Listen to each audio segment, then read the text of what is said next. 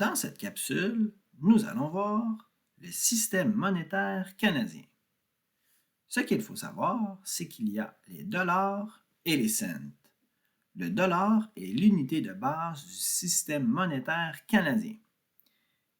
Aussi, il est possible de diviser le dollar canadien en cents.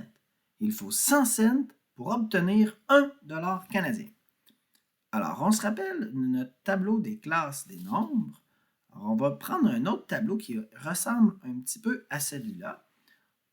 On a un séparateur qui va être une virgule.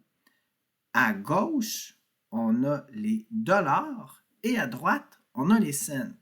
On met deux colonnes de cents parce que quand on a de l'argent, après qu'on est rendu à 99 cents, si on rajoute une autre cent, on tombe à 100 et 100 donne le 1 dollar.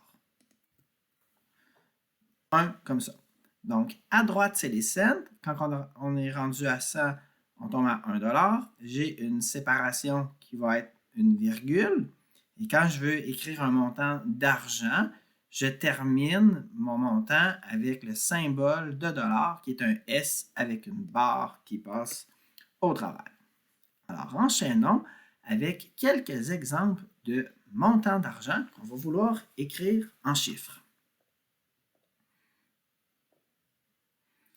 Alors, j'ai envie d'écrire 500 dollars.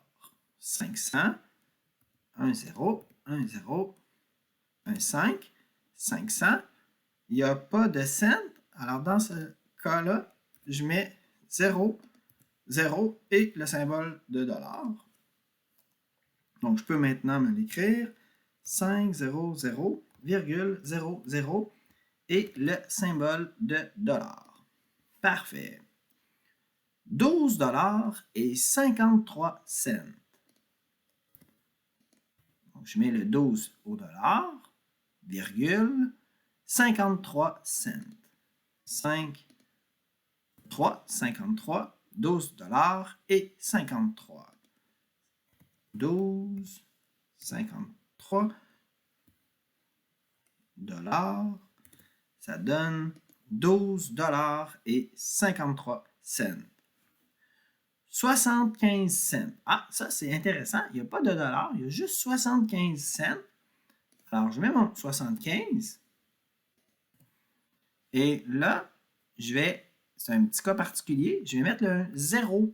On va commencer notre nombre par 0, virgule, et ensuite le 75 cents.